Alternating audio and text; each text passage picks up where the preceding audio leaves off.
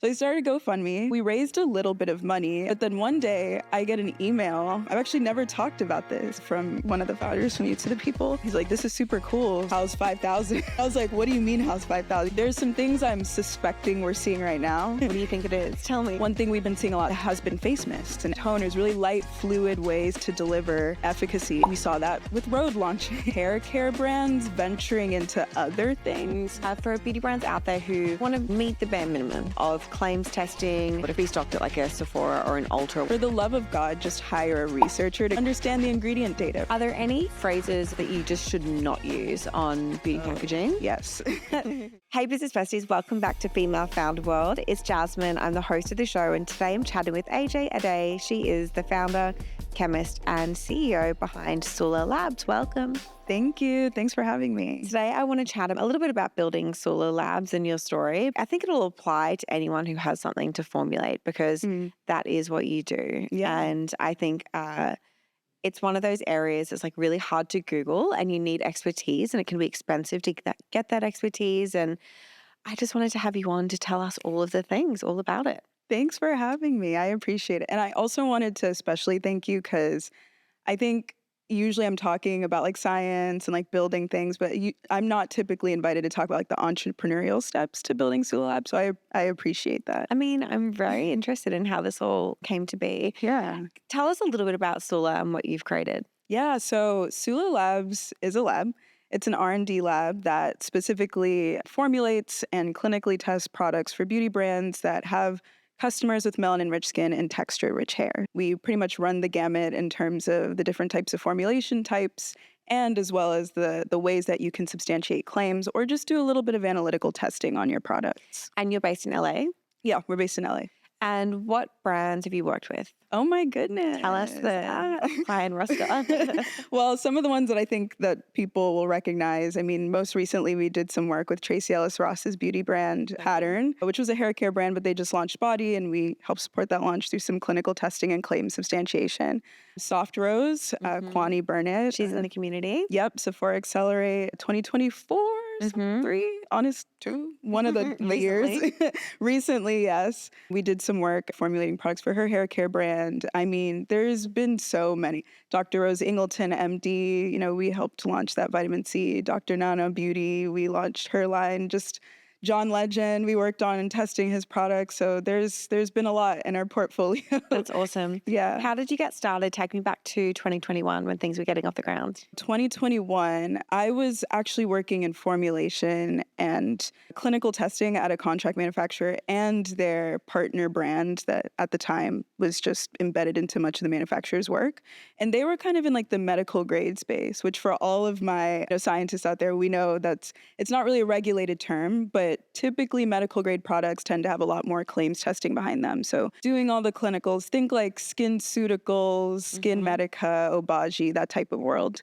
And, I was also formulating sunscreens. And that was also really interesting because there's a lot of, it's in America, sunscreens are regulated as a drug and a cosmetic. So there's a lot of extra hurdles that you have to cross in order to make the sunscreens get out into the world, but also to make them cosmetically elegant. So I was doing a lot of that. And I think it just really sort of picked at me over time that I feel like since this was 2021, this was in the DTC boom, like kind of towards the end of that sort of.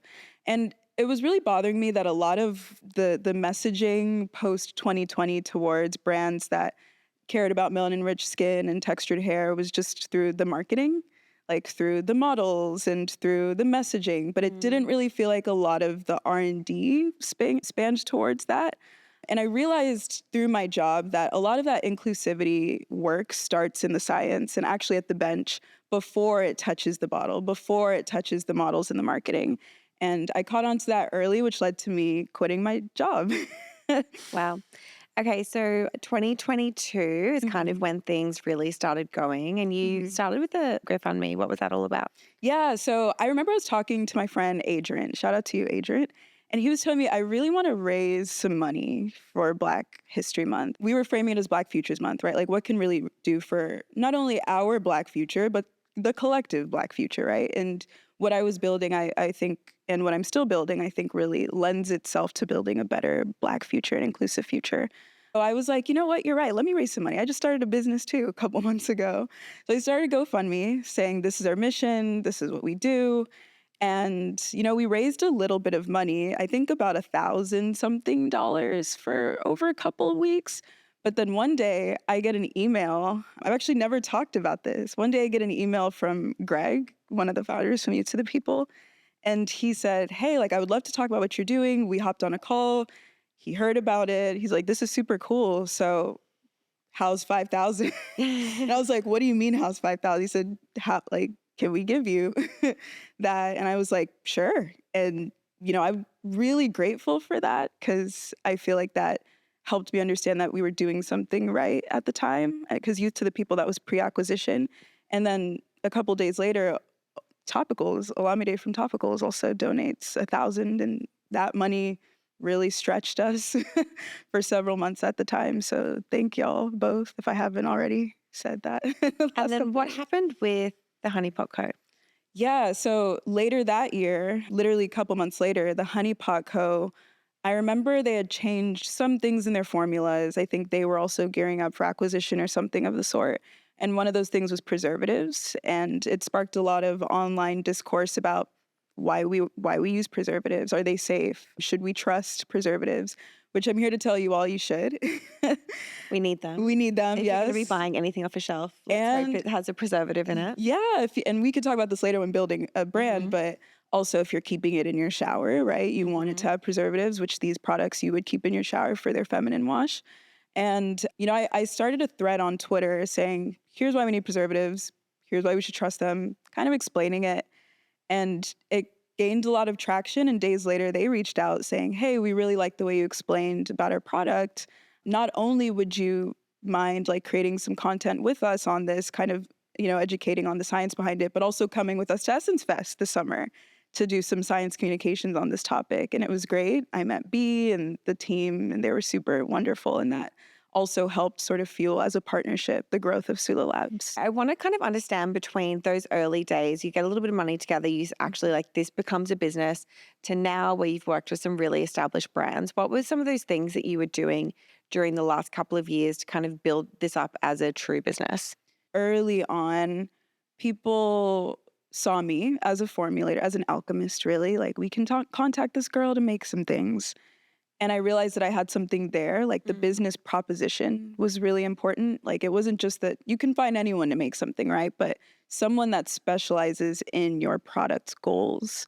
And at the time, there were a lot of brands that had that goal. And, we'll also talk about the climate of beauty later. But I think over time, what really helped was moving the needle from just someone who can formulate products to a team of people that are actually really well versed in this subject and really well versed in the research behind the subject being melanin-rich skin, textured hair, which then later became inclusivity, right? The thesis became, how do we develop products that actually address what we now call inclusivity gaps in beauty?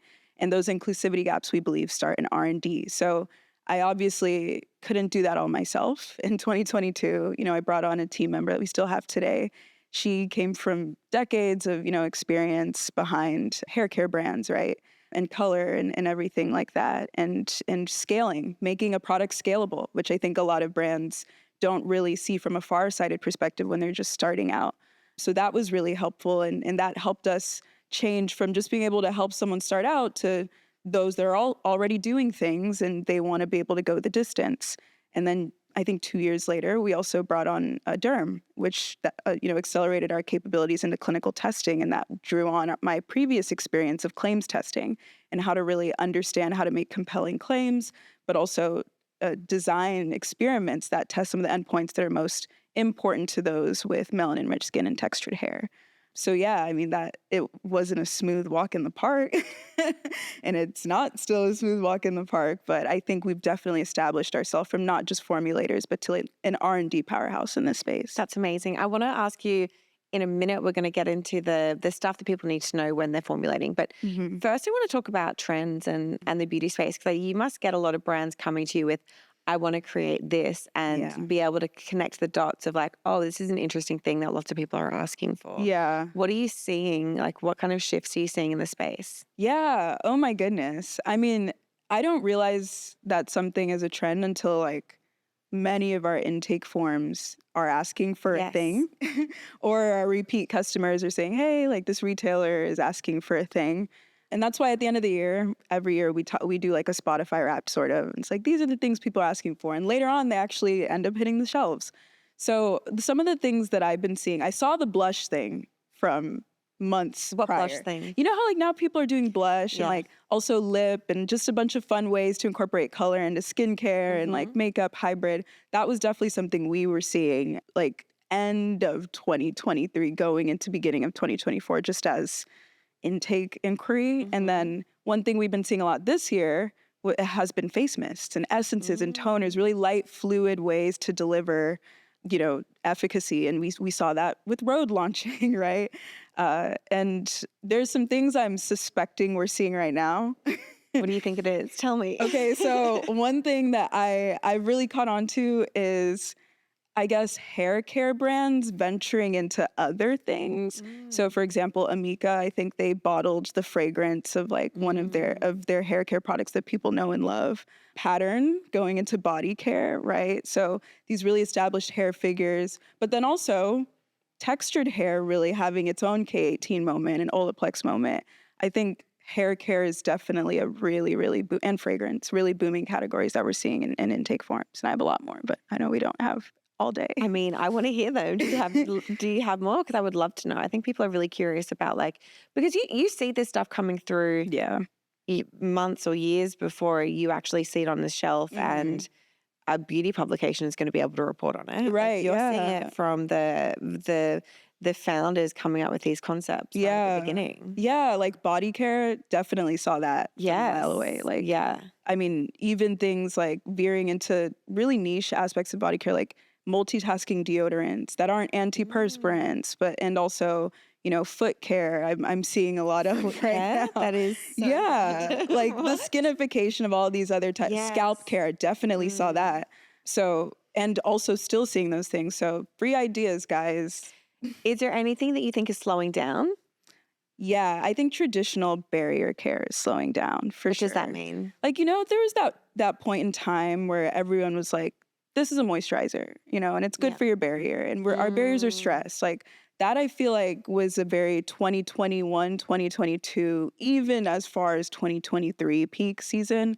But now I'm seeing less of that. I'm seeing more of those kind of, I talk about this a lot, the RXification of simple skincare, right? Like making the fact that Spate Trends, which if you guys don't know, Spate is like an intelligence trends agency and you should definitely sign up for it.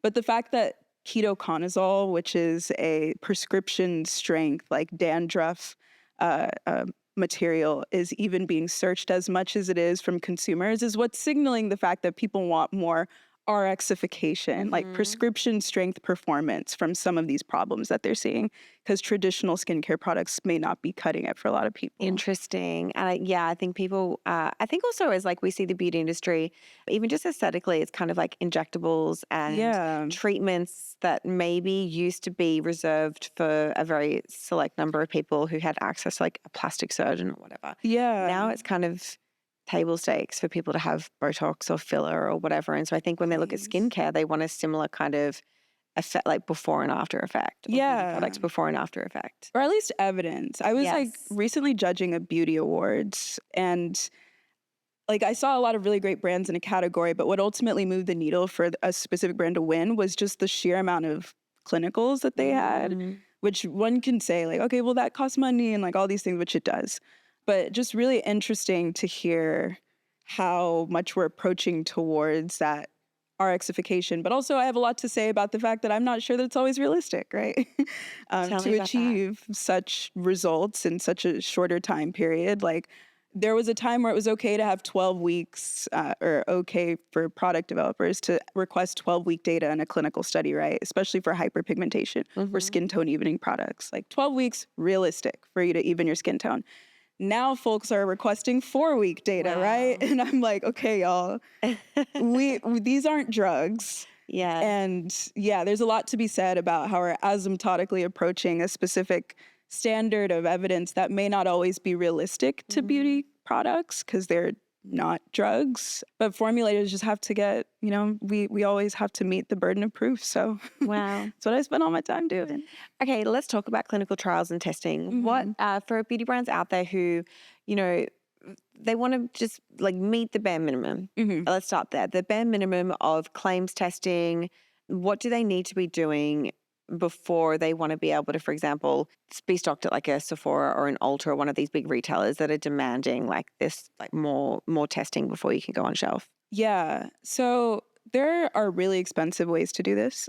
And that's usually the whole clinicals, like the 12-week data, the derm, 50% increase in hydration after 12 How weeks. expensive is that to do? Oh, like over like that, over $10,000, I would say, for a Per really, SKU? yeah, Per product, for a yeah. really good, or you could do a regimen, which I always like to recommend, right? If you really don't have the money for one SKU, do the two that you want to sell as a bundle, right? And say like, okay, this skin tone evening product and this barrier care product worked really well together, and this is the evidence, that's why you should buy it. But like easier, lower cost ways to do that is, for the love of God, just hire a researcher to go into the ingredients and understand the ingredient data, right? There's a lot of great data on licorice root extract, and that's where it started to emerge as something that's great for skin tone evening because there's a lot of great research on it.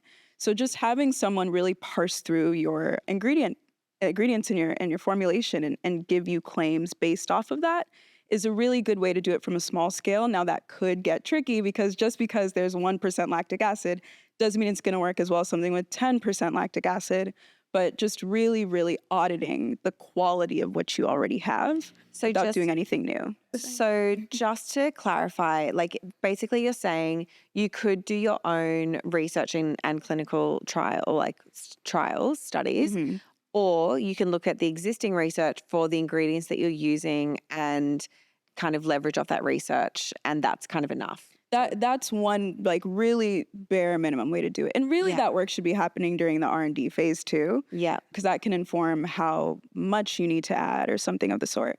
But that's the barest. And then sometimes I feel like brands are skimping out because I see they have really awesome ingredients in their IL, their ingredient list, and they just never said that like the really cool data behind this ingredient, right? They're selling based off of the claims that they think are going to happen for the entire product, but you actually have a really great ingredient that's doing the legwork for this product, and you should call that out. You should have someone look through your ingredients and call that out so you can scream it from the rooftops. Are there any kind of phrases or words that you just should not use on beauty packaging? Yes. So I like to categorize them into buckets. There are words that you shouldn't use without evidence, such as hypoallergenic, right? Or an easier one, dermatologist tested. If it really wasn't dermatologist tested, don't use it. And it does need to be dermatologist tested by you. It just needs to be dermatologist tested as an ingredient. Well, I mean, if a product, there's a difference between ingredient claims and product claims, right? Okay. Like for an ingredient claim, niacinamide, love her. Not everyone loves her, but we love her. And there are claims that you can associate with niacinamide just off of the sheer fact that so many other great studies have shown the strength of niacinamide. But then there are product claims, right? Your product may have niacinamide, it may have glycerin, it may have ceramides, and you need to be able to determine the strength of your product. You can use evidence from niacinamide alone, evidence from ceramides alone, evidence from glycerin alone. But sometimes it gets to a point where you should test your product, like your finished good, and communicate those claims. So when you say dermatologist tested, you really want that on the product versus the ingredient. But I mean, there's a lot of words that you can't say. Like technically you can't say hyperpigmentation. I see a lot of it because that is a chronic skin condition. And to imply that your product treats a chronic skin condition positions it as a drug. The same is true for acne, right? You want to actually say things like improves the appearance of skin tone unevenness or decreases the frequency of blemishes and breakouts, but not treats acne or not treats hyperpigmentation. Even sensitive skin friendly is a regulated claim. Interesting. Claims like UV protection, there's specific testing for that. Claims like water resistance, there's specific testing for that. So be really careful about the things that you say, and please have someone look over it, really. I want to ask a little bit about the process of formulating a product. So somebody comes to you, a founder comes to you, and they're adding a new SKU or they're launching, and what happens? How long does it take, and what's the first step? So there's actually a lot of research that needs to be done. I think obviously there's market research, which is usually actually beyond the scope of a really hardcore like chemist. I think that's something that a product developer is really well suited for, which there's a difference, by the way. uh, and, that research entails what else is on the market, how much those things cost, what ingredients are in those, which also determines the cost, the scale of those brands. So for example, if Naturium is putting out 10% azelaic acid products, azelaic acid is expensive. It's also Naturium, which is owned by Elf, so maybe they can do that, but can you do that at the scale that you're at? So those are the kinds of things to like really understand. And I think that actually involves a marketer, it involves a chemist, and it involves the founder, right, to understand their portfolio. You want to really nail down unit costs. So people come to us saying, we want this to cost $2 to $3. And I look at the brief and it says, you want azelaic acid, you want salicylic acid. Those are really expensive ingredients. So this cannot cost $2 to $3 unless you're doing these at really, really high volumes or something of the sort. So there's a lot of economics that structures a beauty product. Then there's packaging, right? Maybe you want to do something, a really simple oil, which tend to not always be that simple, but maybe you want to do a simple oil, but you want really luxurious packaging. So you have to add that into your unit cost. And those are all of the questions that I really recommend people really sit on before approaching a chemist. Because I've seen it happen and I've experienced things where we get to the bench and then maybe the product is best suited from a unit cost perspective in one way, but it doesn't really suit the vision that you had initially. And so nailing down the brief, they always say that if you don't have a great brief that's super nailed down and backed by all this evidence, then you're going to really suffer and have a lot more iterations in the actual formulation stage. That's really interesting. You mentioned something before about a scalable formulation. What does that mean? And what does that involve? Yeah. So, I mean, usually when you're starting out, you're probably producing at lower volumes, let's say 1,500, 5,000 units. Obviously, the more you scale, like the higher amount of units you produce, the lower your unit cost tends to go. Typically, it trends that way. And so you want to be able to build your product to withstand different volume scenarios. Maybe you want to make minis one day. Maybe you want to be producing at 50,000 units one day. And to be honest, there's no perfect way to do this. Like not every product can withstand every, scenario and situation, but you want to have that foresight. Like what you start off with is not where you will be in a year, especially if there are things like tariffs and ingredient costs rising and stuff like that. We talked about preservatives and how you do want them in products. Yeah. And they're really important. I want to talk about like this idea of clean beauty and like balancing this idea of clean beauty with efficacy and like just safety and where you think this space is going. Because I feel like there's been a lot of like muddled terms and people are like confused. Talk to me about it. So before I say anything, let me preface, I am not biased. I worked at Credo Beauty at one point, okay? So yes, I know the stuff. I know the clean standard. I know the rigor. So clean beauty, I've seen tends to cost more from a formulation perspective. Clean means a lot of things, right? So people tend to tell me what clean means to them. And for some founders, that means being sourced in these specific ways, which tends to be more expensive. For example, if I want to source jojoba oil from the Golden Mountains of California, that's going to be way more expensive from buying it from Jedwards or from makingcosmetics.com.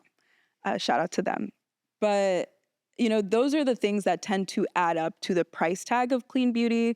Other things that I think tend to be a little bit more of a risk when you veer into clean beauty are shelf life. If you are going to Erewhon and you're getting a smoothie and you leave it out on your desk, it's going to go bad at some point. Similar sort of aspect to clean beauty, right? So if you don't like preservatives, you're going to have an Erewhon smoothie effect. There's no way around it. And you're probably going to spend more on opaque packaging that, is double walled and is really great in these temperatures. Like there are a lot of opportunity costs that I see to clean beauty. And I don't think that it's a bad thing if you plan your economics around your product to build those things in mind. But that's typically an area where I see just a lot more shelf life risk and a lot more cost risk. However, I do think that I will say, I think it's a great thing to care about the planet. And I think that as a community, we need to really align on certain ways that we can do so without, really making it difficult on the founders to carry out their mission. What about ingredients like in hair care, sulfates, and tell me about that Yeah. and whether we should be using them or not. So just want to be clear, guys, I'm a chemist. Parabens, like what? I'm a chemist, so I like chemicals, okay? I spend a lot of time around them. I spent a lot of time inhaling silica last week. It wasn't great. Yeah, I think every chemical has its merit in some aspect. Like, in some aspect, I think every chemical has its reason for why it's done. Maybe it's a cost thing. Red 40 just costs a lot less than water-soluble clean dye that looks really great on your ingredients list. The same is true for things like sulfates, parabens. I think these are ingredients that have had a great cost benefit at some point, but science matures, customer expectations mature, and now they're kind of becoming outdated in some ways, but it doesn't mean that they don't serve their cost benefits. So, I mean, I'm down for sulfates in my shampoo, but I know my customers don't always like sulfates in their shampoo. And I just let them know this cleaner alternative may just cost more, or maybe we should produce at this volume to kind of work around that. I'm flexible personally. I just like to tell people how that impacts their unit costs and maybe their shelf life. But I mean, I'm not against parabens. I'm not against sulfates. Personally, I don't really care for them. The last thing I want to ask you, AJ, is for a resource recommendation, something that's been helping you as you've been building your business, or even just something that you think would help other beauty founders as they're building theirs. Yeah. See, I knew you were going to ask this question, but I still don't know the answer. Are you someone who do you like to read a book? Do you listen to podcasts? Like you mentioned something really great before about like a subscription or something that people should check out. What was that? Oh, Spate. Yeah. Shout out to my friends at Spate. Yeah, they literally publish a newsletter, every couple days where it's like, this is what's trending ingredient wise, like year over year, like volume search. Really good if you want to know what's trending. But I mean, sign up for a lot of those newsletters. They're actually informational. The Substack revolution is here, and our Substack is here too, which actually has a lot of good information. Love that. But the SULA Labs report. But I like podcasts actually, like these. I listen to Female Founder World. Oh, and I listen to like How I Built This. And I listen to, Los Angeles, the Fat Mascara, all of those things, really hearing just what founders go through. Now, for me, to be honest, I haven't really heard a similar business to mine. So there's that. But I think hearing it from the founder and just hearing their problems has always been really helpful for me, because I also want to know the founder's problems, right? It helps me structure my services. It helps us structure the best way to help them win. I just wanted to end the show with a quick shout out to all of our paid Business Besties subscribers. For $12.99 a month, you get access to a weekly live call with mentors who we handpick from this podcast community. These are founders who have been on the show, experts and operators that are helping to build their businesses. And we want to give you access in a small group setting on live calls every single week so that you can get the mentorship and advice that you need to take your business to the next level.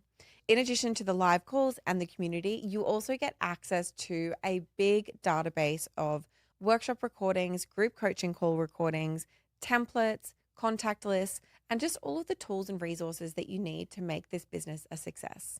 Head to bestie.femalefounderworld.com or the link in the show notes to sign up now.